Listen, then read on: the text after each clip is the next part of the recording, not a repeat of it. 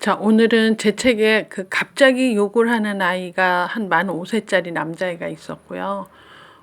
그다음 챕터에는 또 만 4살짜리 애인데 어린이집에서 욕을 배워왔어요. 이렇게 하고 상담이 온 케이스예요. 그래서 이제 두 개가 거의 욕에 대한 거라 같이 묶어서 한번 하기로 합니다. 그래서 이제 욕은 한 번씩 다 해봤어요. 그리고 욕을 주로 하는 나이가 한 만 3세 이후부터 5세까지 거의 만 한 5세쯤 되면 욕을 막 하면서 무슨 마치 새로운 세상을 만난 것처럼 이렇게 해요. 그래서 이거는 이 욕을 하는 것이 그 사회적인 평가가 어떤지를 모르기 때문에, 그리고 굉장히 신선하게 그 맨 처음에 이상한 소리 그 비속어 들으면 그 매력을 확 느끼죠. 그래서 이게 어떤 평가라는 걸 모르니까 더 재밌어 하는 것 같아요. 그래서 이제 이런 것 때문에 이제 이런 일들이 일어납니다. 그래서 이제 일어나는 것 자체를 막을 수는 없어요. 그래서 이게 이제 할 수 있는 방법은 뭐냐. 맨 처음에 도대체 욕을 어떻게 하느냐. 욕은 마치 들은 애가 합니다. 그러니까 모방에 의해서 배워진다 이렇게. 왜냐하면 이렇게 평이한 소리보다 이상한 소리 탁 들으니까 주의가 환기가 되더니 애들이 화들짝 웃고 막 이러면 아 이건 뭐지? 이렇게 생각이 들죠.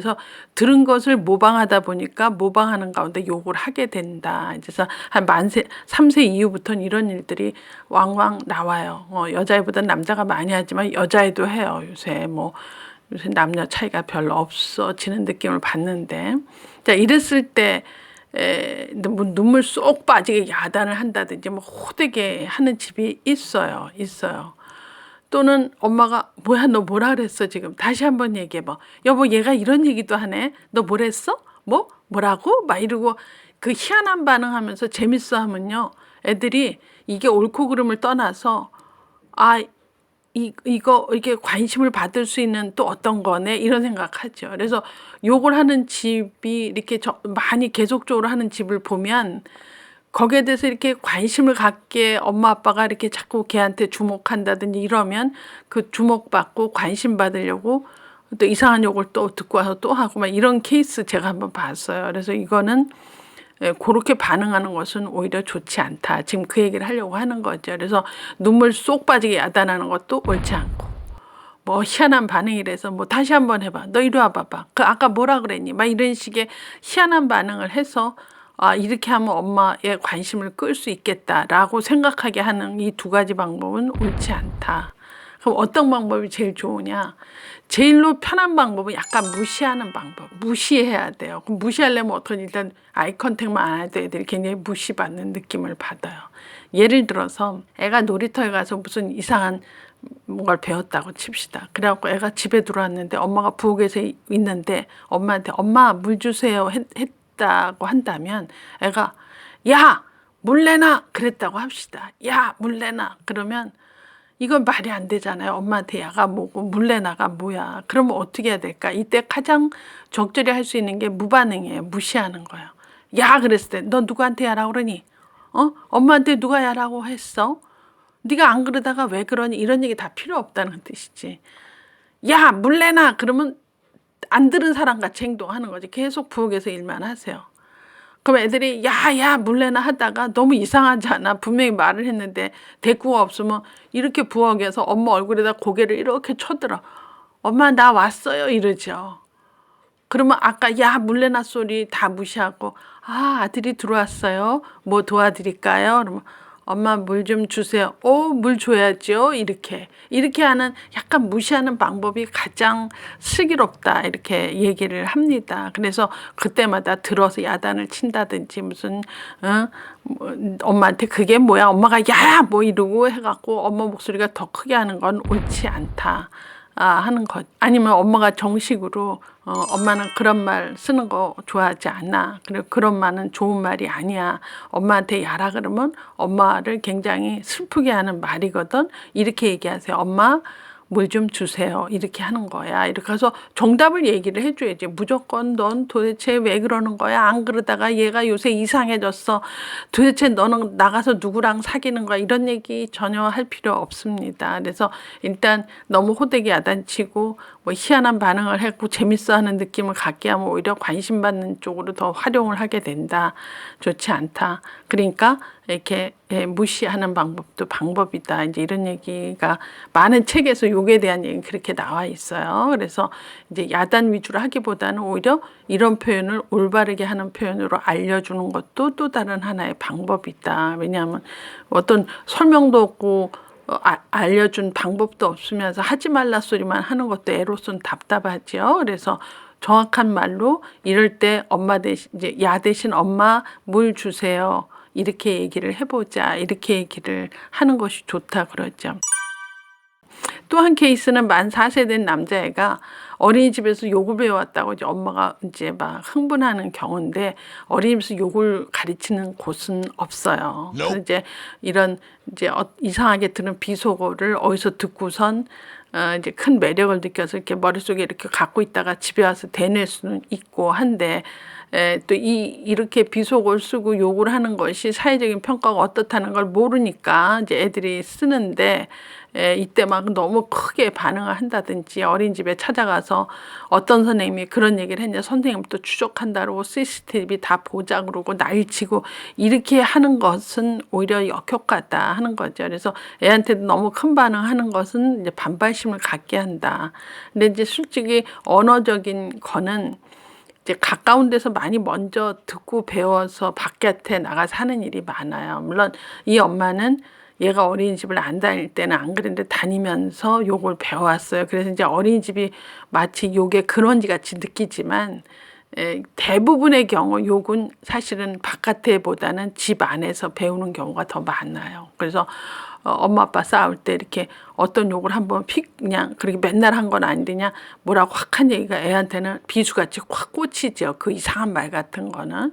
그래서 그 뒤로 계속 그 얘기를 되뇌서 엄마 아빠가 너무 난감한 적이 있었다. 이런 얘기도 상담이 들어옵니다. 그러면 조용한 평온한 말을 쓰다가 어떤 이상한 말 들어서 오래 각인되는 게 바깥에서 배우는 것보다는 오히려 가정 안에 있다. 그래서 엄마 아빠 언어 모델이 상당히 또 중요하다. 이게 평화시 비평화시 통틀어서 말씀하는 겁니다. 그래서 되도록이면 저는 애들 앞에서 싸움은 하지 말자. 물론 싸울 일이 많죠. 그런데 애들 앞에서 싸워서 홧김에 한 얘기들 중에 이런 비속어라든 욕을 애들이 이렇게 오래 기억하는 경우가 있다. 그런 거는 사실은 그러려고 한 건 아닌데 그 이상한 걸 엄마 입을 통해서 배운 게 되니까. 그래서 그렇지 않으려면 절대 다 잔 다음에 저기 마당에 나가서 애가 못 듣는 곳에서 얘기를 해야 되는 거지. 애 다 보는 앞에서 막 밀고 뭐하고 막 이상한 말 쓰고 막 이렇게 하는 것은 언어적인 모델에 너무 옳지 않다 이런 얘기를 하죠. 그래서 이 욕이나 비속어가 사회적인 평가가 어떻다는 거를 모르는 채 그거를 그냥 무의식적으로 받아들이면서 그거에 대한 이제 반응이 희한하다는 이유로 계속 남의 이목을 끌고 이러는 거야. 어떤 제지도 못 받고 계속 이렇게 한다면 이제 그 욕쟁이가 되는 거죠. 걔는 내가 이렇게 하니까 사람들이 나 쳐다보더라. 내가 다 제압했다. 마치 이게 무슨 대단한 평가처럼 느낀다면 이건 제대로 가르쳐 주는 사람이 없었다. 그래서 걔는 정말 욕이 거의 평상말처럼 돼버렸다. 이거는 사실은 욕이 잘못된 게 아니라 욕을 맨 처음에 했을 때 부모가 어떻게 대응했느냐가 상당히 부적절했다. 이렇게 보는 거죠. 그래서 욕은 누구나 할 수 있지만 한두 번 했을 때 어떻게 반응하고 어떻게 지도했느냐 그런 거 하지 마가 아니라 자 그렇게 얘기할 때 이렇게 얘기해보자. 그리고 우리가 듣고 싶은 말을 얘기를 가르쳐 줘야 되죠. 야 물 내놔가 아니라 엄마 물 주세요. 이렇게 합시다라고 얘기를 해줘야 됩니다. 그래서 이제 최초의 교사가 교사면서 최고의 교사는 루소도 이제 부모가 해야 된다 그런 얘기를 했어요. 그래서 가정 안에서 그 롤 모델로서 부모나 그쵸 엄마나 아빠가 하는 말에 그 말이 표준말이나 이렇게 좀 정서적으로 안정된 말을 안 하고 계속 이렇게 욕을 한다든지 비속어를 쓰게 되면 애들은 그게 하나의 언어의 모델로서 그냥 받아들이면서 걔도 생각 없이 쓸 수 있게 된다. 이런 건 참 옳지 않다 이런 생각이 들지요. 그래서 오늘은 이제 욕을 많이 갑자기 하는 애 또 어린이집 다니면서 배워왔다는 애 놀이터 나갔다 들어오더니 애가 이런 얘기를 하는데 깜짝 놀랐다고 하는 것은 이제 그 뭐랄까 행위 자체가 문제가 아니라 그 뒤에 어떻게 엄마가 감당하느냐. 그래서 그때를 좋은 그 교육의 기회를 삼아서 제대로 알려주는 일을 했느냐 안 했느냐가 대단한 차이로 이제 느껴집니다. 그래서 여러분들이 이게 힘들지만 한 번쯤은 고민해 볼 만한 그런 토픽이라고 생각이 듭니다. 자, 오늘은 남의 물건을 몰래 가져온 아이 얘기하고요. 좀 도벽이 의심되는 아이를 이제 두 개를 제가 합쳐서 같이 하겠어요. 다 뭐 이렇게 훔치고 하는 거가 또 어떤 심리인가 이런 게 있는데 거의 비슷해서 하나는 물건을 몰래 가져온 아이죠. 그건 만 5세 딸이고 이제 그 뒤에 도벽이 의심되는 애는 만 5세 남자 아이인데 먼저 여자아이 보면 친구 장난감을 가져와서 이제 집에서 엄마가 혼냈어요. 몰래 숨겨가지고 오고 이렇게 자꾸 이렇게 하니까 너 왜 이렇게 하지 말랬는데 하니 그러고선 했는데 자꾸 또 그러니까 이제 엄마가 슬그머니 걱정이 돼서 이거 어떻게 키워야 됩니까? 이제 이런 얘기고 요 얘기 먼저 얘기하죠. 그래서 이제 요런 경우는 만 4세 이후부터는 이제 해도 되는 일, 하면 안 되는 일을 확실하게 구분을 지어줘야 돼요. 그래서 이렇게 남의 걸 가져왔을 때 그 사람 입장이 어떻다는 거 이런 거 좀 알려줘야 돼. 그러니까 도덕적으로 잘못된 일을 잘 모르고 가져온 경우가 있으니까 이제 소유의 개념, 네가 아끼는 걸 네 친구가 와서 몰래 바지 주머니에 넣고 갔다. 그럼 넌 기분이 어떻겠니?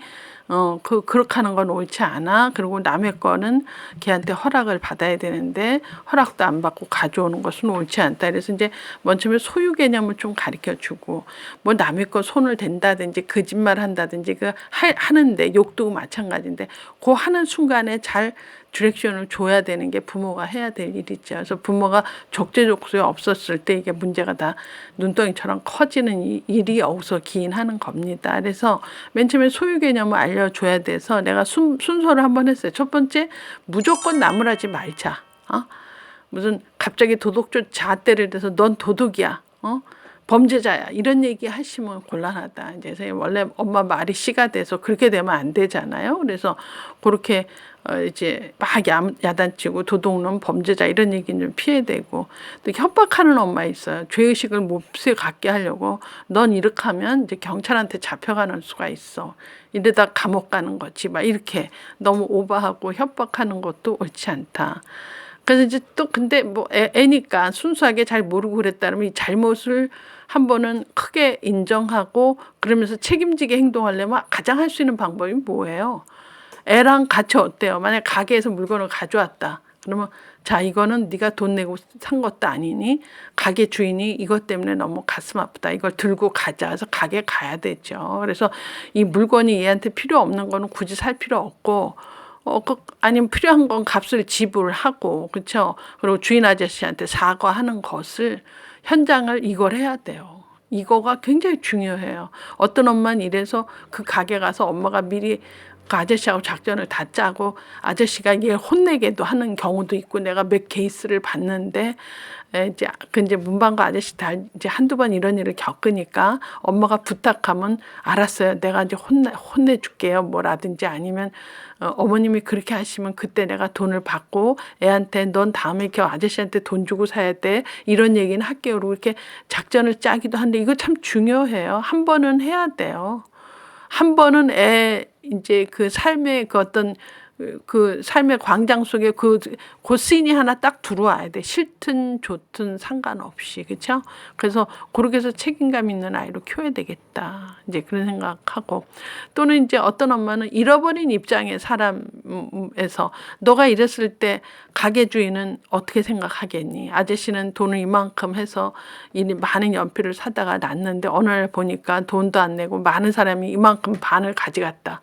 그럼 그 아저씨는 어떤 마음일까? 이렇게. 그래서 상대방 입장을 좀 생각하게 해서 반성 모드로 한번 가게 한다든지 이런 것들도 상당히 중요한 교육의 장이라고 보아집니다. 그래서 결론은 너 거 아닌 남의 거는 그 사람한테 허락을 받고 그리고선 쓸 수 있는 거 그 사람이 노하면 쓸 수 없는 거다. 이제 이런 얘기도 해줘야 되죠. 근데 이제 이런 얘기 쭉 하면서 제가 옛날에 받은 사례하고 이제 이렇게 결부가 돼서 거기다 쓴 얘기가 어떤 이제 이 집 얘기는 아닌데 어떤 집은 엄마가 이렇게 식탁 위에다 돈을 1,000원도 놓고 10,000원도 놓고 지갑도 이렇게 여기저기다 놓은대요. 그러면 애들이 또 엄마 지갑이니까 이렇게 틀어서 또 동전도 떨어지고 뭐도 떨어지고 그래서 이게 돈이 늘 어딘가에 있는 거 엄마 지갑 뭐 1,000원짜리 10,000원짜리 이런 건 난 좋지 않다고 가르쳐요. 왜냐하면 내 돈이 아닌 돈을 한번 엄마 지갑에서 떨어진 500원 뭐 1,000원짜리 쓰기 시작했잖아요. 그럼 어떤 날 어떤 걸 사야 되고 꼭 뭘 해야 될 때 돈이 없으면 옛날에 했던 방식대로 하게 되죠. 막 부엌에서 뭘 뒤진다든지 엄마 부엌서랍 열면 거기에 지갑에 항상 돈이 1,000원씩 있다라든지 2,000원씩 그럼 그런 걸 사용하게 되면서 이게 그 소유 개념이 없어지게 키우는 건 옳지 않다. 그래서 절대 엄마 지갑은 엄마 저기 닿는 데다 손 닿는 데다 올려놓고 아무나 그 지갑을 열 수 없게 해라. 나 그렇게 얘기를 한 적이 있어요. 그래서 이제 요렇게 해서 어렸을 때 그 주의 정리만 좀 해도 요런 일들은 이제 방지할 수 있고 근데 이제 만약에 10살이 지나도 이렇게 도벽을 좀 한다. 라고 한다면 이거는 어떤 개 결핍하고 연결이 돼 있어요. 애정 결핍이라든지 그 어떤 그 도벽할 때 그 스릴 같은 거 있잖아. 이게 이렇게 몸이 건조하고 재미없는 애는 그 스릴을 또 즐긴대. 그 왜 그러냐면 드라이하게 사는 거지. 집에 이렇게 역동성도 없고 엄마가 늘 바쁘고 이런 집은 이렇게 도벽을 하면서 그 스릴을 즐기고 이제 일종의 애정 결핍, 사랑, 관심 이렇게 얘기를 해요. 그래서 돈이 많은 집인데 자꾸 남의 거 훔친다 하는 거는 이거는 약간 그 결핍과 연결돼서 심리적인 문제로 봐줘야 되지 않느냐 이렇게 제가 한 케이스를 보고 또 하나 이제 5살짜리 남자애는 동생이 생긴 집이에요. 그랬는데 유치원에서 물건을 가져오니까 이제 어머 이거 뭐니? 그러니까 아들이 얼른 아 이거 친구가 준 거예요. 그래서 믿었대요. 그런데 느낌에 이걸 친구가 줄 만한 것은 아닌데 생각을 하고 엄마가 아 저건 뭐지? 이제 그래 놓고 유심히 이렇게 봤는데 그 주 끝에 주말 캠프로 여러 집하고 가게 됐대요. 그래서 이제 애를 데리고 갔는데 우연히 엄마 눈에 발견한 거지 캠프에 가서. 저희 아들이 그 아들이 남의 거를 쓱 집더니 바지 주머니에 넣는 걸 현장에서 목격을 한 거야. 캠프에 가서. 그러니까 엄마가 너무 정말 너무 놀래서 그 사람 만나서 망신 줄 수는 없으니까 애를 딱 끌고 저기 숲 어디에 가서 너 주머니에 봐. 내가 봤어. 너 이렇게 하면 되니? 막 이러면서 조용한 곳에 야단을 치고 이제 아 얘가 현장에서 이러는 거 보니까 그때 친구가 준 것도 아니구나를 아니까 그다음부터 이제 엄마가 때때로 막 야단치고 혼내고 이러니까 그다음부터 이제 대놓고 신경질을 내더래요. 그래서 이러다가 이제 손버릇 없는 애로 굳혀지면 어떨까? 이래서 또 상담이 온 케이스지요. 그래서 이런 경우도 1차적으로는 본 즉시 그쵸? 본 즉시 행동 수정할 수 있게 엄마가 달겨들은 건 잘한 거예요. 그래야지 이제 행동 수정하면서 반복적인 행동을 줄일 수 있는 건데 이걸 너무 강압적으로 했으니까 이제 애가 신경질적으로 반응은 한 거긴 해요. 그런데 요 케이스는 제가 약간 일시적인 퇴행 현상이 아니냐. 왜냐하면 동생이 생기면서 이제 아무래도 갓난아기가 나오면 엄마 아빠 에너지가 전부 걔한테 가니까 큰애들이 약간 일시적으로 퇴행적인 행동을 합니다. 그래서 이렇게 주의 집중 받으려고 엉뚱한 짓을 한다든지 이럴 수 있어서 이 케이스도 너무 애를 억압적으로 야단치기보다는 좀 각별한 사랑을 좀 해주는 게 문제 해결이지 않느냐. 그래서 이제 그 뭐 특별한 관심, 애정, 스킨십 뭐 이런 거. 그래서 이렇게 도벽이라는 하나의 큰 이슈 갖고 애를 야단치고 더 힘들게 하고 체벌하고 꾸중하기보다는 사랑을 지속적으로 하고 애에 대한 관심을 포기하지 않으면서 애랑 따로 어떤 일을 할 수 있는 일을 해야 된다. 그래서 물론 동생이 생겨서 일이 많아도 동생이 잘 때는 큰애랑 같이 뭘 각별히 엄마가 하는 게임이 있다든지 각별히 하는 스티커 붙이기를 한다든지 그래서 애에 대한 사랑을 애가 느끼게 된다면 이제 이런 도벽도 일종의 애정결핍으로 전문가들은 많이 봅니다. 그래서 그런 애정결핍으로 이런 행동을 했다라고 생각한다면 원인 제공자가 누구다? 부모다 이렇게 생각이 듭니다. 그래서 이 케이스도 엄마가 각별한 사랑을 좀 주면 그 둘째 생기면서 생기는 퇴행성 행동이 많이 줄어들 수 있다 이렇게 보고 맨 처음에 아이 것은 이제 이렇게 몰래 가져오는 것이 이게 무슨 소유 개념도 없고 뭐 도덕적인 어떤 잣대로 한 것도 아니니 이제부터 제대로 가르쳐줘야 될 책임이 있다. 그래서 뭐 너무 이렇게 도덕적 잣대를 대서 범죄자니 무슨 너무 나무라니 뭐 협박을 하는 일 말고 실제로 잘못을 인정하면서 책임감 갖게 할 수 있는 그런 시나리오를 좀 각별히 요 시기 애들은 만드는 것도 한두 번은 그런 경험을 다 한 걸로 제가 알고 있는데, 그렇게 하는 것도 얘 평생 사는 길에 중요한 교훈이 되지 않느냐. 그래서 그냥 뭘 훔쳤다르고 도벽이라고 너무 놀랄 게 아니라 이때부터 교육이 제대로 들어가야 되겠다 생각이 듭니다. 자, 오늘은 두 가지 상담 같이 하겠어요. 하나는 만 4세 아이인데 교사 상담인데 언어 발달이 늦어요. 그리고 약간 폭력적인 것도 있어요. 뭐 이런 얘기죠. 남자 얘기고. 하나는 만 5세 남자인데 자기보다 어린 애들하고만 놀지 또래하고도 안 논다. 이제 이게 또 상담입니다. 그래서 이제 두 가지를 같이를 한번 해보면, 이제 먼저면 만 4세가 교사 상담이 언어 발달이 늦어요. 좀 폭력적이에요. 이제 이런 얘기인데, 그 가정 환경을 좀 보니까 재혼 가정의 막내고요. 이 엄마가 재혼하면서 들어와 보니까 남편한테 이미 애가 이제 고등학교 형 누나가 있었죠. 그러니까 재혼해서 데리고 온 내 아이는 굉장히 어리고 지금 만 4세고, 지금 새로 결혼한 남편의 애가 이제 사춘기의 형들 누나니까 이 엄마가 이제 이 새로운 집안에 적응하기 위해서 애를 거의 이제 어린이집에다 다 맡겨놓고 이제 이 새로운 환경에 적응을 하느라고 애쓴 것 같은 느낌은 드는데, 이제 애가 놀이 상황에서 이런 얘기를 한다는 거야. 아빠가 엄마 때렸어. 아빠가 엄마 발로 찼어. 이런 얘기를 해서 이제 교사가 물어보니까, 저희 신랑이 애를 이뻐하다가도 이제 좀 엄격할 때는 좀 나도 때리고 우리 애도 때려요. 이런 얘기를 들으니까 선생님들은 이제 걱정이 되는 거지. 약간 폭력 집안의 재혼 가정인데 엄마한테는 파워가 없고 엄마는 지금 여기 사춘기 애들하고 적응하느라고 모든 시간을 거기에 투자하고 실제로 이 아이하고는 좀 상호작용을 덜 하는 거죠. 하루 종일 맡기고 늦게 찾아가고 뭐 이런 식인가 봐요. 그래서 요 아이의 말 늦은 거, 폭력적인 거는 내 생각에 첫 번째 돌봄 부족이라고 봐지고요. 그리고 이제 아빠가 폭력적이고 그 공격성이, 그렇죠?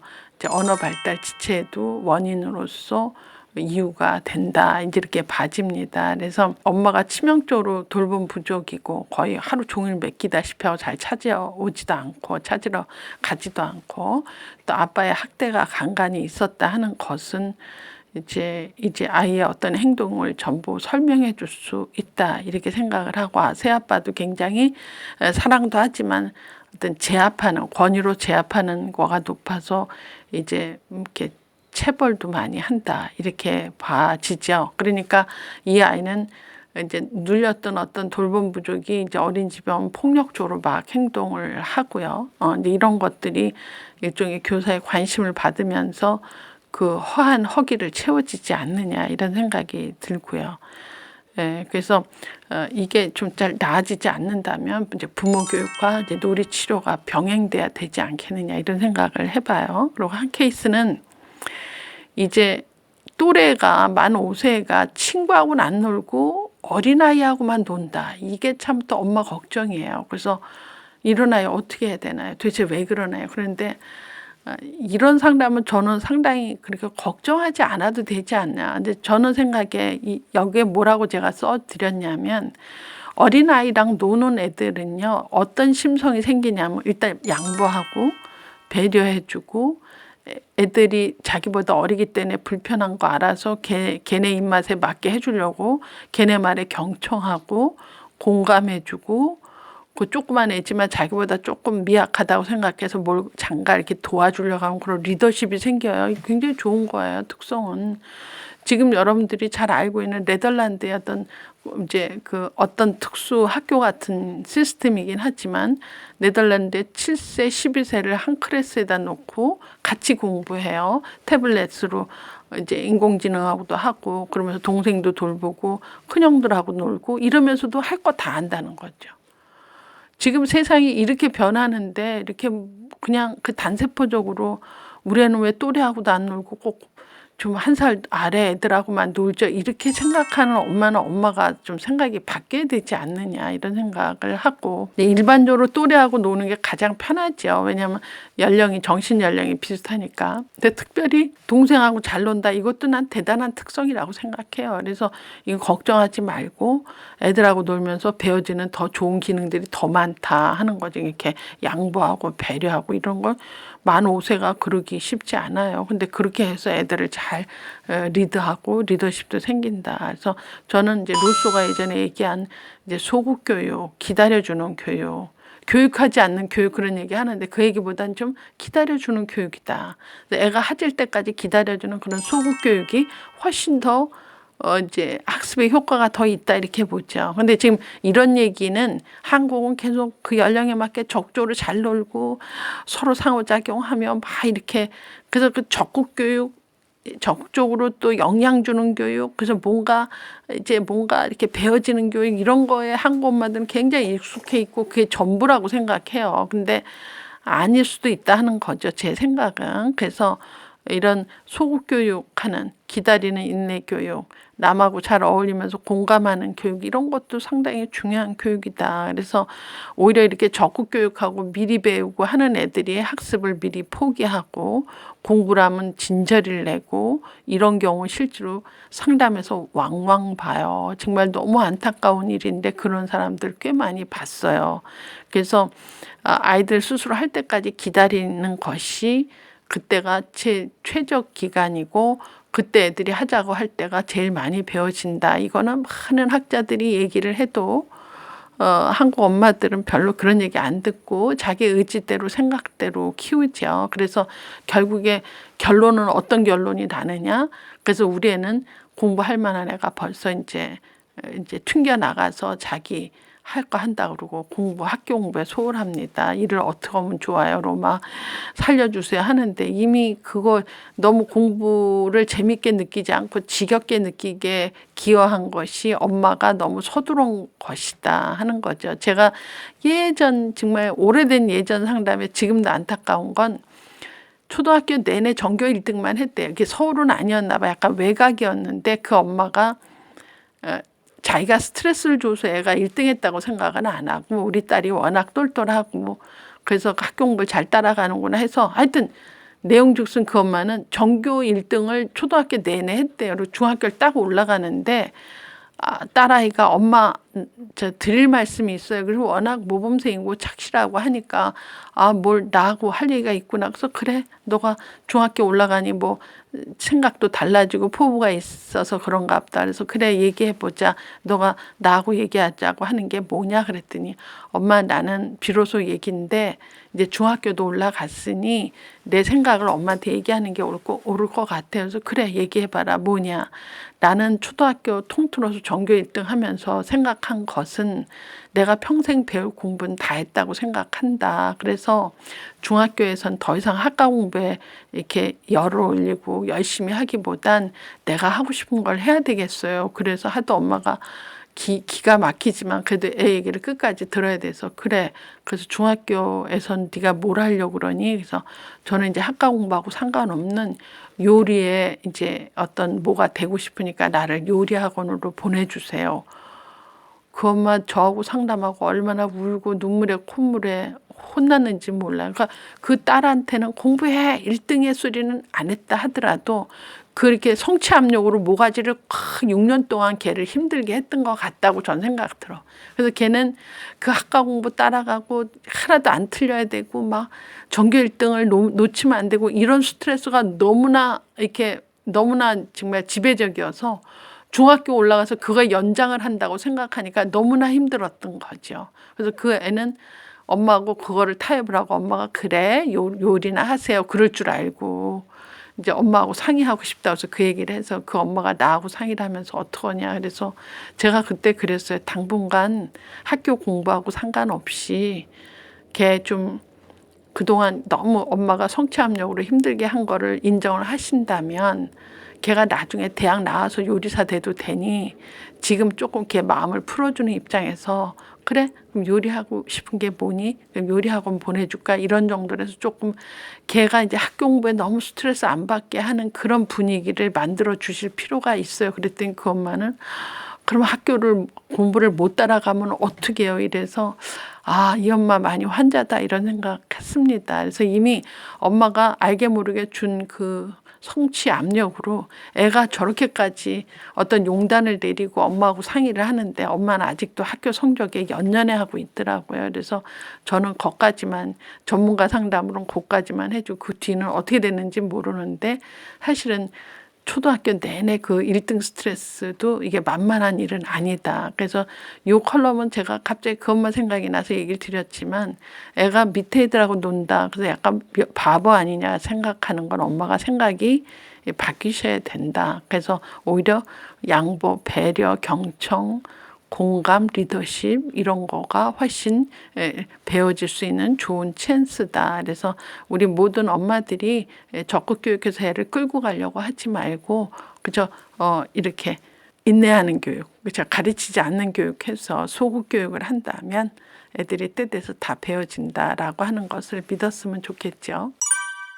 자, 오늘은 다시 책으로 가서 3장에 이제 산만한 아이하고 또 한 눈높이 교육은 뭐예요? 라고 한 거를 두 개를 비슷하게 제가 하려고 그래요. 왜냐하면 내용상 비슷한 내용들이 많아서. 그래서 둘 다 만 4살인데 하나는 이제 산만하다라고 이제 얘기를 한 거죠. 그래서 이 아이는 말도 정확하지 않고 친구 괴롭히고 제 귀찮게 하고 그냥 놀잇감 빼앗고 그리고 발로 차고 이렇게 우리가 생각한 산만한 아이들 있죠. 그래서 막 돌아다니고 남 방해하고 이제 그래서 모두 이 아이를 별로 좋아하지 않는다 이렇게 이제 판정을 내린 거죠. 이제 요런 아이 케이스가 하나는 또 만 4살인데 눈높이 교육을 이제 엄마가 물어봤어요. 다른 친구들은 이런 거 저런 거 하는데 우리 애 이대로 괜찮은가요? 이제 학원 몇 개 보냈는데 우리도 해야 되나요? 이제 이런 얘기인데 또 똑같은 4세니까 그럼 일반적으로 만 4세쯤 되면 굉장히 산만한 아이들이 많이 나와요. 왜냐하면 그때는 언어 능력, 운동 능력, 또 생각도 많아지고 생각한 대로 뭘 할 수 있고 그러기 때문에 이때부터 우리 애가 산만해요. 안 그러더니 왜 그러는지 몰라 이런 얘기 많이 합니다. 그래서 이때는 첫 번째 산만한 아이 같은 경우는 양육 태도를 한번 점검해 보셔요. 내가 너무 허용적이었는지, 너무 과잉보호했는지, 너무 애 능력에 맞지 않게 뭘 공부를 많이 시켰는지, 야단 위주로 내가 했는지, 매일매일 신경질적으로 애하고 상호작용했는지, 뭐 이런 거. 칭찬을 하는 편인지 안 하는 편인지 이런 거. 문제가 생겼을 때 야단 위주로 했는지 설명하고 설득했는지 이런 거 굉장한 차이가 있어요. 그런 차이는. 그 매일매일 엄마가 어떻게 애하고 상호작용하느냐가 굉장히 차이를 주기 때문에 이제 이런 얘기를 해봐야 된다. 특별히 이제 산만해서 애들하고 놀 때 많이 싸우고 내쫓고 남의 집 가서도 조금 있다 오고 이런 경우도 굉장히 심심치 않게 있습니다. 이때는 또래와 놀 때 무슨 규칙, 꼭 지켜야 할 규칙 1, 2, 3 이렇게 싸우면 뭐 장난감 갖고 싸우면 그 싸운 장난감 갖고 놓고 가위바위보 하기 뭐 예를 들어 뭐 던지는 경우는 그 집에서 나오기 더 이상 놀지 못하기 이렇게 다치고 이러면 곤란하니까 그래서 몇 가지 규칙이 너무 많으면 안 지키니까 한두 가지 꼭 지키는 거를 만드는 게 좀 중요하다고 봐요. 그래서 이제 그 규칙이 있느냐 없느냐가 상당히 중요하다. 너무 많다는 거는 없는 거랑 똑같습니다. 그래서 한두 개 꼭 지킬 때 충분히 또 부모가 주변에 있는 사람들이 칭찬을 아낌없이 해줘야 되겠다. 이제 이런 거 잘 지킬 때 칭찬해 줘야 되죠. 그래서 이렇게 요때 그 산만한 거를 잡아주지 않으면 계속 산만성이 자리 잡혀서 초등학교 올라가면 공부 못하는 애로 되죠. 그래서 요때 무슨 공부를 진득하게 한다는 게 아니라 레고 놀이를 오래 한다든지 자기 책상에 앉아서 퍼즐을 한다든지 이런 것부터 좀 조용하고 집중할 수 있는 놀이를 하게끔 엄마가 지도하셔야 되죠. 그렇게 안 하면 막 산만한 걸로 그게 걔 특성이 되면 곤란하다. 이제 이래서 지금 산만한 애들은 되게 많아서 금세 그 진단 키트가 있어요. 그래서 36개월 지나면 소아정신과 가면 다 있습니다. 그럼 별로 비싸지도 않으니까 너무 이미 주변 사람한테 너무 산만하다고 얘기를 들었다 하는 사람은 한번 소아정신과 가서 검사해 보는 것도 상당히 의미가 있다고 생각해요. 왜냐하면 일찍 조기에 발견하면 그 좀 이렇게 뭐랄까 교정이 가능하니까요. 약물로도 하고 부모 교육도 시키고 이제 그 의사들이 하지 말라는 거를 안 하면 애가 많이 좋아져요. 근데 이때 방치하고 계속 놔다가 초등학교 가서 애가 학교 공부를 못 따라가서 그때 가면 소아정신과 의사한테 야단 맞죠. 이거 벌써 3살 이때부터 이전부터 그러면 그때 왔으면 이게 다 좋아지는데 인체는 못 고칩니다. 산만한 게 자리 잡힌 애들은 이제 학습 부적응으로 돼. 왜냐하면 공부 진득하게 읽고 기억하고 이런 거 하긴 너무 힘들죠. 그래서 공부 잘한 애 반대가 못한 애가 아니라 산만한 아이죠. 산만한 아이는 공부할 수가 없습니다. 그래서 이 산만한 거를 미리 한 만 4세부터 그렇다면 이건 충분히 이제 이슈거리가 되고 좀 양육 태도도 점검하면서 내가 무슨 규칙이 씨 애들하고 잘 지냈는지 애가 뭘 또 잘 수행했을 때 칭찬했는지 이런 거 점검하는 건 굉장히 중요한 일이고 중요한 시점이다 이렇게 생각이 들죠. 그래서 산만한 아이 요까지 하고 이제 요 똑같은 만 4살짜리 눈높이 교육 어떻게 해야 돼요? 이게 실질적으로 엄마들의 걱정이에요. 아 뒷집 앞집 다 어디 다니는데 우리는 안 해요. 그리고 그냥 나랑 같이 노는데 이렇게 놀다가 학교 가다가 나중에 우리 애만 멍청한 애 되면 선생님 책임지시겠어요? 그리고 대놓고 저한테 그래서 뭐는 해야 돼요? 막 물어보는데 제가 한 가지 팁을 정확하게 알려드릴게요. 놀이 관찰할 때, 애 놀 때 잘 관찰하면 이게 눈높이 교육이 가능한 게 나와요. 우리 애는 아 요걸 해야 되겠다. 그래서 사실은 눈높이 교육의 해답은요. 애 놀 때 잘 관찰했느냐가 중요한 이제 뭐랄까 관건이죠. 그래서 엄마들이 시간을 갖고 애 놀 때 잘 같이 놀고 애 놀 때 걔에 대해서 집중적으로 좀 관찰을 하면 애가 지금 무엇을 해야 되겠다, 무엇은 옳지 않다 하는 것이 이제 엄마로부터 나오게 돼요. 소수는 애한테서. 엄마가 소수 원이 되면 이게 전부 앞선 교육이 되고 애는 스트레스 되는데 애가 할 수 있는지 애가 뭘 좋아하는지에서부터 출발하려면 애 놀 때 관찰을 엄마가 좀 영민하게 할 필요가 있습니다. 그래서 오래 놀고 많이 놀아서 아는 게 아니라 얼마 안 놀아도 엄마가 금세 캐치하는 엄마가 있고 많은 시간이 있어도 엄마는 딴 생각, 애는 딴 생각해서 소아정신과 가서 의사 선생님이 애가 그래요 그러면 네? 잘 모르겠는데요. 너 그런 적 있니? 그리고 마이한테 물어보고 그런 엄마 있어요. 저러면 안 되지 않나 싶은데 애에 대해서 잘 모르는 엄마도 상당히 많아요. 그래서 저 소아정신과들하고 얘기하는 자리에 같이 얘기해 보면 엄마들이 너무 바빠요. 그래서 애에 대해서 전혀 모르고 물어보는 말에 답도 못 하는데 저 사람이 진짜 엄마인가 이런 생각이 드는 그렇게 좀 답답한 엄마들도 있어요. 그 얘기 참 저는 귀담아 들었거든요. 그래서 여러분들이 많은 시간 애하고 놀면서 많은 시간 애랑 체험하면서 요새 뭐 캠프도 가고 많이 가잖아요. 이 집 저 집도 생일 파티에 초대받아서 남하고 어울리고 이러면서 자기 애를 좀 잘 관찰을 해야지 된다 이런 생각이 들었죠. 그래서 놀이를 통해서 그 애가 좋아하는 거를 찾아내는 게 눈높이 교육의 해답인데 만약 이걸 잘못했을 경우 이걸 모르고 엄마 마음대로 합니다. 뒷집 언니 따라가고 앞집 애 따라가서 막 태권도 배우고 무슨 수영하고 무슨 영어하고 한자하고 이렇게 미술하고 막 했을 때 애가 하고자 하는 것이 아닌 엄마 위에서 시킨 일들은 애들이 노동으로 생각하죠. 재미가 없죠. 우리 인간이 얼마나 자립적인 인간이냐면 여러분들 잘 생각해 보세요. 오래간만에 이번 주말엔 내 방을 좀 대청소해야 되겠다. 그렇지 않아도 생각하고 이게 빗자루 찾으러 이렇게 거실에 나와서 이렇게 빗자루가 어디 찌르고 막 하는데 엄마가 오늘같이 이렇게 한가한 주말에는 그렇게 멍청하게 서서 뭐 찾는 신용 하지 말고 네 방 정리 좀 말끔히 한번 해봐라. 그런 얘기를 했다고 칩시다. 엄마가 먼저. 이미 내가 오늘은 마음 먹고 작정하고 방 청소하려고 했는데 엄마가 먼저 했다고 치면요. 우리 기분은 어때요? 하기 싫어요. 엄마가 그 얘기 안 하면 내가 그렇지 않아도 빗자루 찾아갖고 들어가서 오늘은 대청소할 생각을 했는데 내 기분하고 전혀 안 맞게 엄마가 먼저 하면 엄마 말 듣는 내가 되잖아. 그 자율성에 위배돼요, 그거는. 그래서 애가 이게 정말 내가 원해서 한 거냐, 이런 거는 열심히 해요, 주인의식을 갖고. 근데 그게 아니라 엄마가 하라고 해서 했다, 절대 주인의식 없어요. 그래서 저한테 이제 학습 상담 같은 애들 이렇게 엄마하고 애랑 같이 오면은 내가 언제 한다 그랬어요 그러고 나 보는 앞서 엄마한테 대들고 그래요. 그러면은 엄마가 할 말을 못 하면서, 그러면 남들 다 하는데 너만 안 하고 네가 무슨 재주로 그걸 하니? 그러고 막 앞에서 싸우고 애하고 막 그렇게 기싸움하고 이러면은 저거는 아닌데, 예.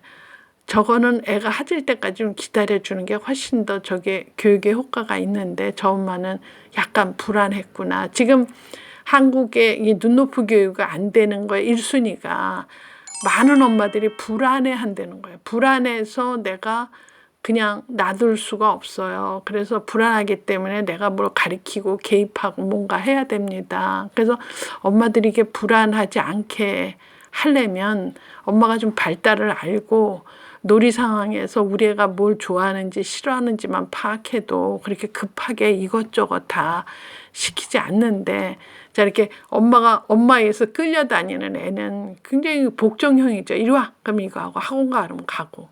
이게 언제까지 하겠어요, 그런 애가.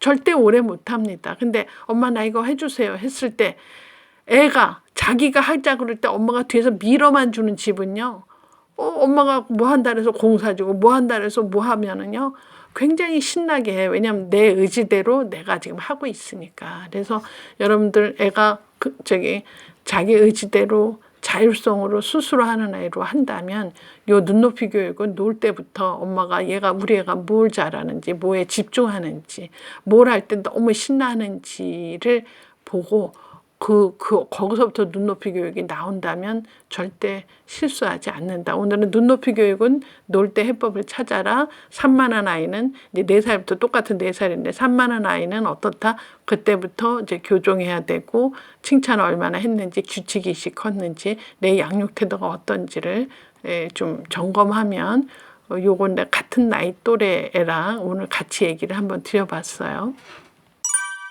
자, 오늘도 2 케이스를 같이 하겠어요. 왜냐하면 만 5세 남자애가 대소변 못 가리는 케이스고 만 4세 여자애가 화장실 자주 가는 케이스에서 이거 좀 그렇게 화장실 쪽에 대소변 쪽을 같이 몰아서 하자. 왜냐하면 이제 이렇게 증상을 보면 또 이렇게 결과는 뻔한 거를 얘기를 해야 되니까. 그래서 이제 만 5살짜리 남자애는 대소변 못 가려요. 가만히 보니까 이 부부가 거의 매일 싸운대요. 그 싸우는데 노출된 애죠, 예를 들어. 그래서 애가 성격이 내성적이고 소극적이고 또 이제 상처를 많이 받습니다. 이 아빠가 또 애한테 별별 얘기를 다 하고 이래서 결국은 이렇게 만 5세까지 못 가리는 거는 일종의 난 발달 지연인데, 그래서 이 아이 경우를 보니까 많이 매질도 당해요, 아빠한테. 그리고 아빠가 이제 애가 이렇게 좀 대소변도 못 가리니까 저렇게 이상한 애는 보육원에 갖다 버리라 그러고 뭐 이렇게 좀 약간 친아빠 같지 않은 얘기를 하나 봐요. 친아빠인데. 그리고 그 아빠란 사람은 집에 들어오면 게임만 하고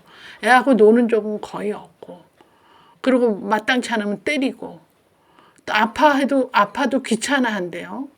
그러니까 굉장히 상관하지 않으면서 방임하는 집 아빠죠. 귀찮아하고. 그래서 애가 대소를 못 가리는 거는 사실은 아빠가 이제 사랑으로 잘 이렇게 관여하면 이거는 뭐 한순간에 끝나는 건데 아빠가 아마 이런 사실을 모를 거라는 생각이 들죠. 그래서 첫 번째 발달 지연으로 된다. 그래서 이제 신체적으로 정서적으로 이렇게 지금 방임형 학대서부터 다 지금 애가 굉장히 위축되는 상황에 이제 가정이 안전지대가 아니다라고 느끼는 거니까 정상적인 성장을 기대하기가 어렵다 이렇게 되는 거죠.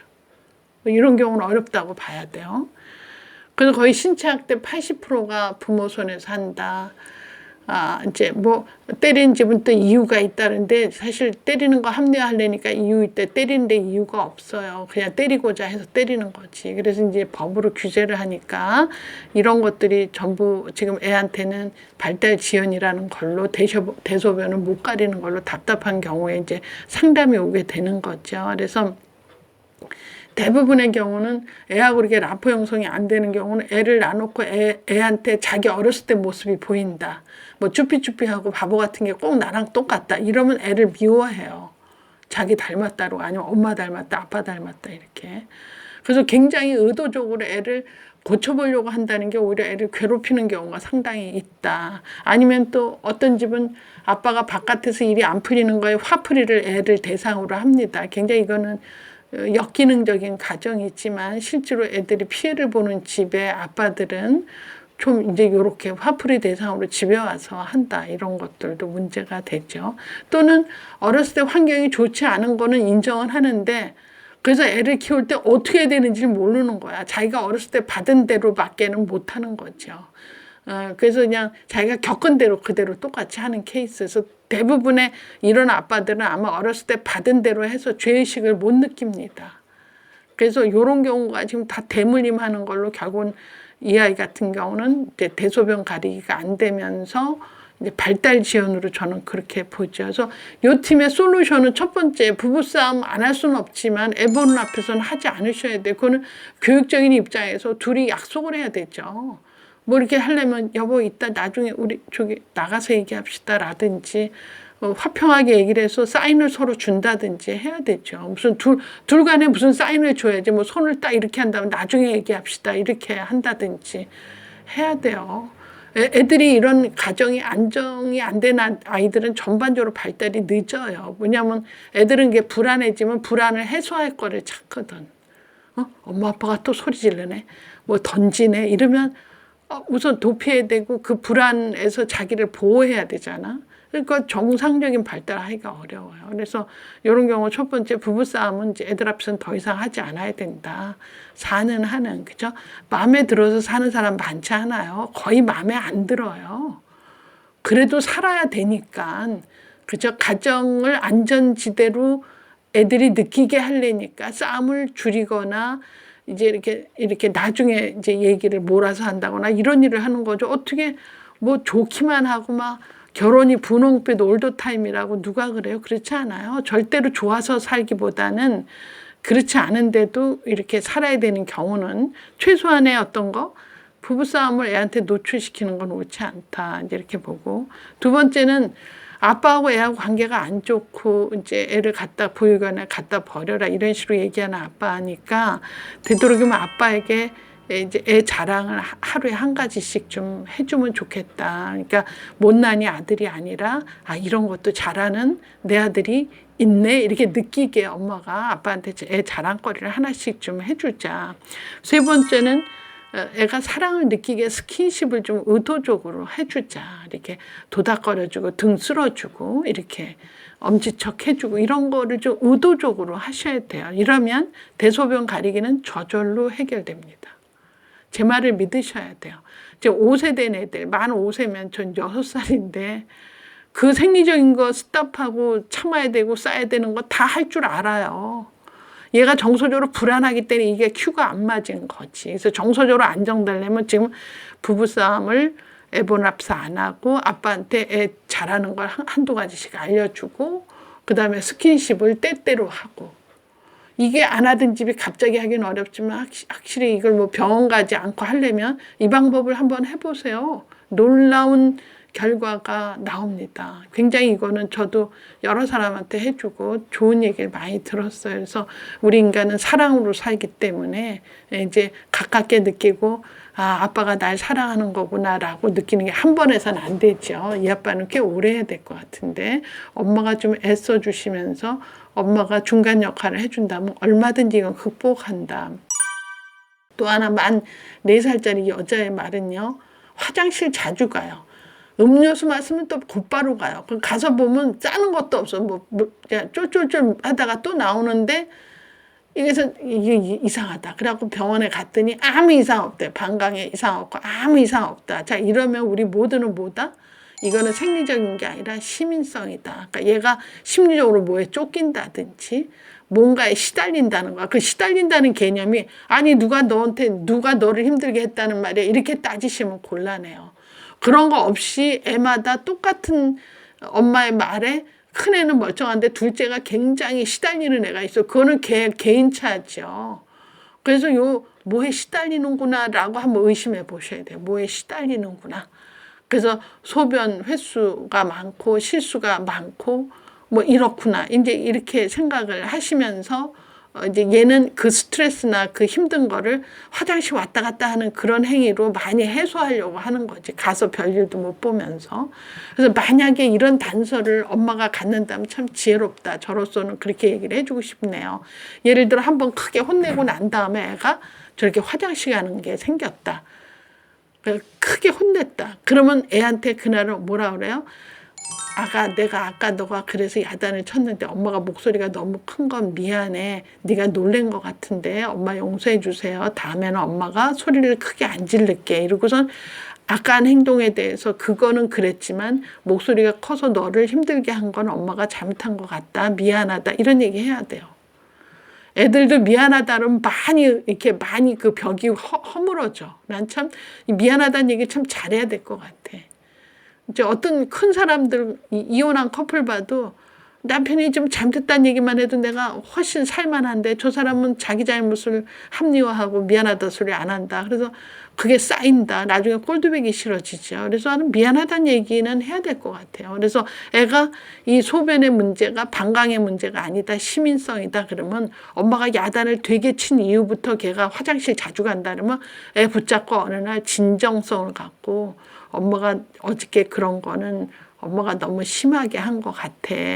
엄마 미안해. 엄마 다음엔 절대로 안 그럴게. 이러고선 애하고 좀 그런 과정을 갖는 게 중요하다. 또는 엄마 아빠가 이제 별거를 하거나 이혼하거나 이제 이런 경우는 한쪽 부모를 그리워합니다. 왜냐하면 아빠가 줬던 즐거움도 꽤 있는데 아빠를 못 보잖아.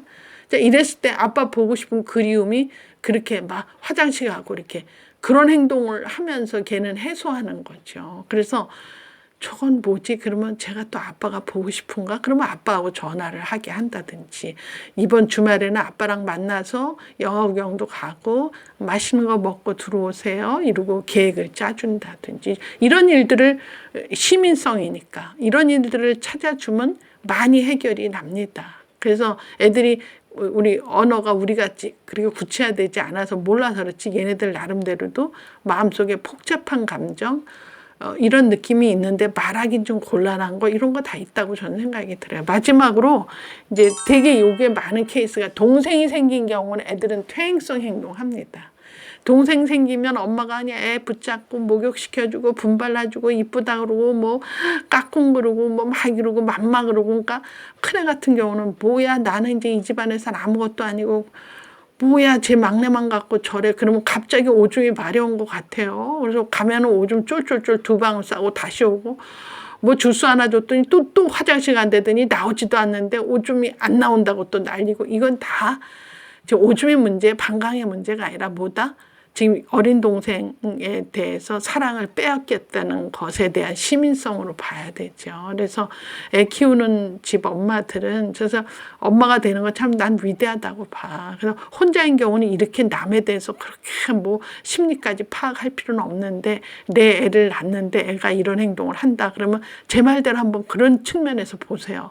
다 마저 들어가요. 그래서 조그만 어린아이 심령에도 걔도 힘겨운 거 있고 견뎌야 될 거 있고 싫은데 못마땅한데 걔도 살아야 될 것들이 있다면 걔네들이 이렇게 오줌으로 그저 오줌 소태같이 맨날 화장실 왔다 갔다 하는데 해결이 안 난다. 이건 전부 시민성에 있습니다. 그래서 특별한 애정과 관심을 주면 이런 문제는 그냥 거뜬히 해결할 수 있다고 생각이 듭니다. 자, 오늘도 두 사례를 같이 하겠어요. 왜냐하면 둘 다 만 4세 반짜리 4세인데 한 가지 케이스는 친구와 잘 어울리지 않아서 교사 상담이 온 거예요. 친구하고 왜 잘 못 어울릴까. 하나는 만 4세 남자애는 둘 다 남자네요. 얘는 지나치게 산만해요. 지나치게 산만해서 이걸 어떻게 될까 하는 게 이제 이건 엄마 상담이고 그래서 먼저에 친구하고 어울리지 못하는 건 뭔가 그래서 좀 구체적으로 알아봤더니 교사니까 이제 교실에서 이렇게 잘 관찰이 좀 온순하고 소극적이고 수동적이고 그렇죠? 단답형 대답만 하고 길게 얘기 못 하는 거죠. 그래서 먼저 말 걸고 이런 건 절대 못 합니다. 그래서 싫다고 말도 못하고 좋다고 하지도 않고 좀 그런 아이라 참 다루기 어렵다. 자, 만 3세 되기 전에 얘는 벌써 한글하고 수학하고 이런 거 시작을 해서 많은 교육 프로그램 속에 있다 그래요.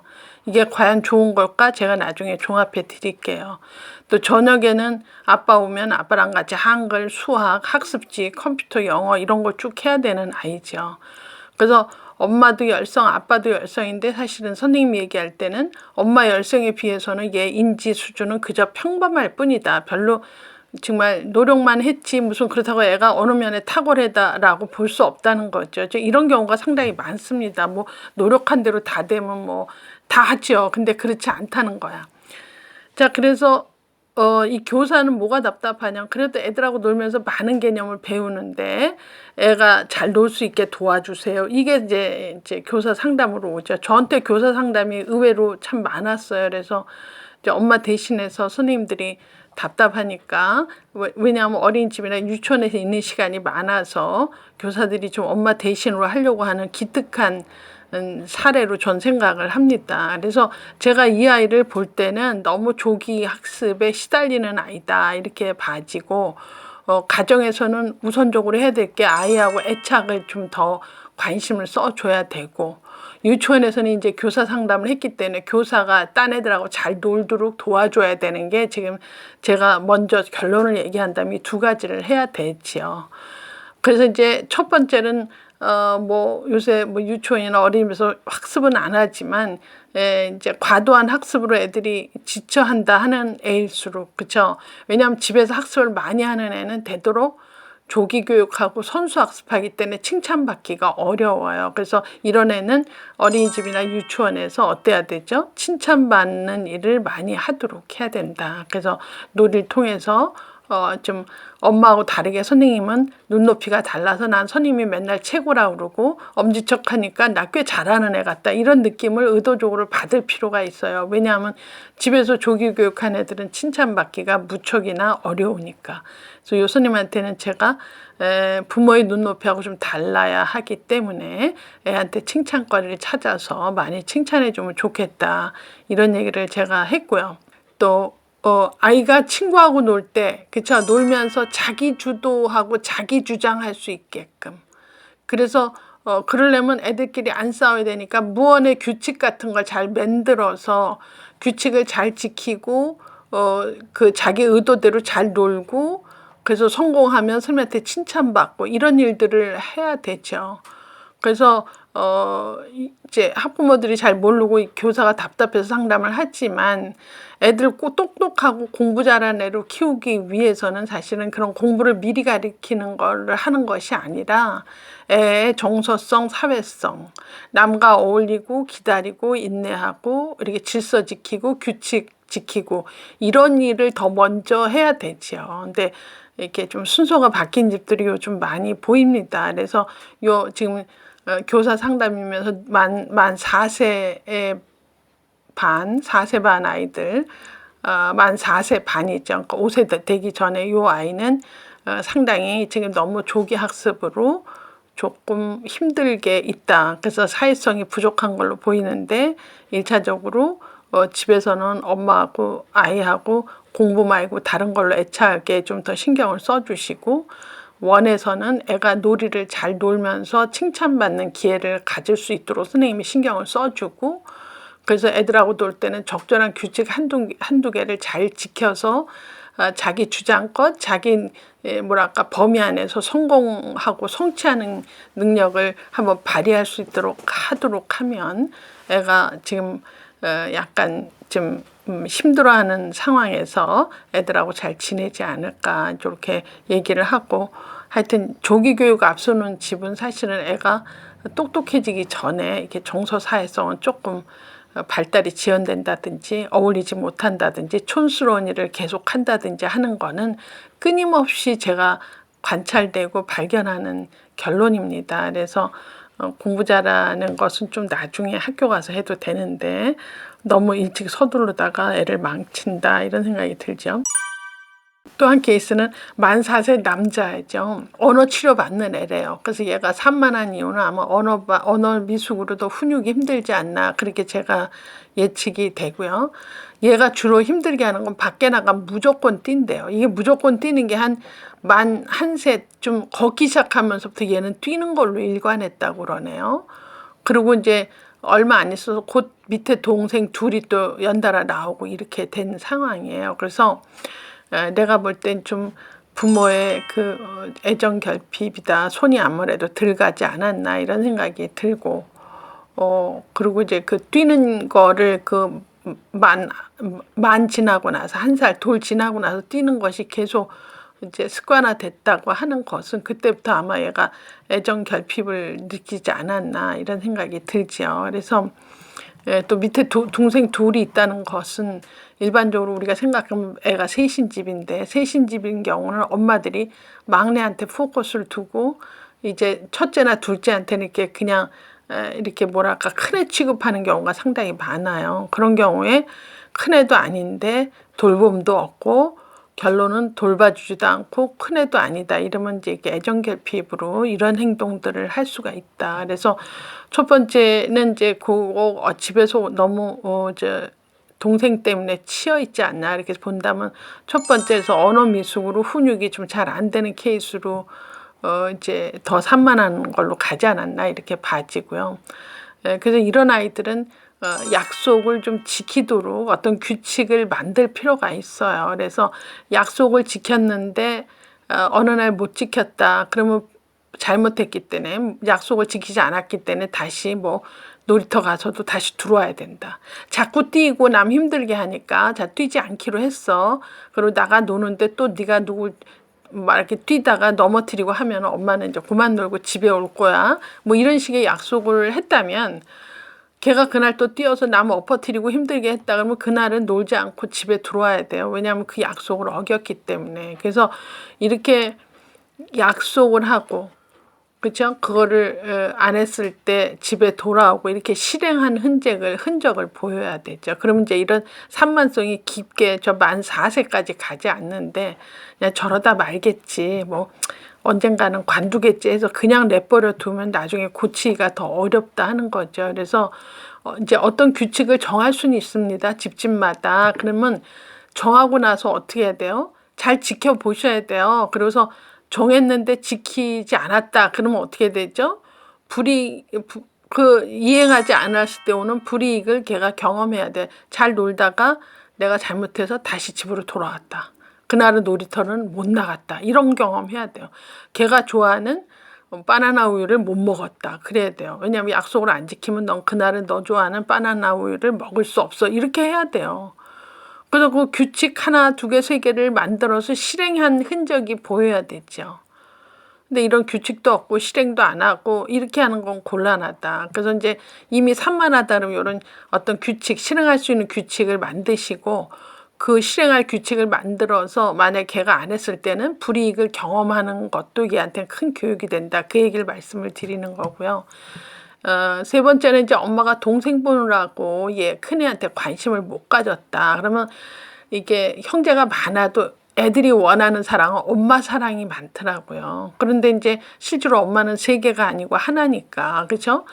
이 엄마가 3명을 다 봐야 되니까 이제 큰애 같은 경우 엄마 관심 끌으려고 무척 무슨 일을 하지만 엄마는 늘 막내 목욕시키고 뭐 걔 또 우유 먹이고 걔 또 뭐 하고 하니까 이제 슬슬 마음이 이제 엄마 애정을 찾으려다 못 찾으니까 분노에 쌓이다가 화가 나다가 이제 이렇게 되죠. 그러니까 얘는 공중공중 뛰면서 그 스트레스를 풀어서 산만한 아이가 됐을 수 있다. 그래서 이런 경우는 이제 만 4세 지났으니까 이런 경우는 아빠가 큰애를 좀 활동을 좀 하는 게 어떨까. 큰애랑 활동을. 그래서 막내 엄마가 뭐 할 때 우리 큰애랑은 아빠랑 스티커 붙이기를 한다든지 아니면 동네 한 바퀴 돌다가 뭘 하나 사가져 온다든지 이런 식의 아빠가 좀 액티비티를 큰애하고 가질 필요가 있습니다.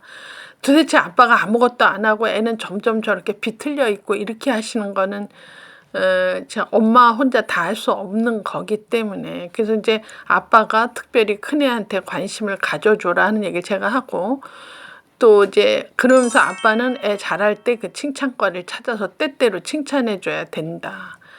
또는 또 사랑한다고 안아주고 또 애하고 시선 맞추기를 한다든지 이런 거 하는 것이 애한테는 그 자극허기를 채워준다. 물론 바라는 게 엄마지만 엄마 없이 아빠하고도 그러면 그 자극허기가 누구에 의해서도 채워지는 게 더 중요한 일이죠. 그래서 오늘 두 케이스로 얘기해 어울리지 못한 애는 너무 조기 학습으로 정서 사회성이 조금 문제가 있는 거고요.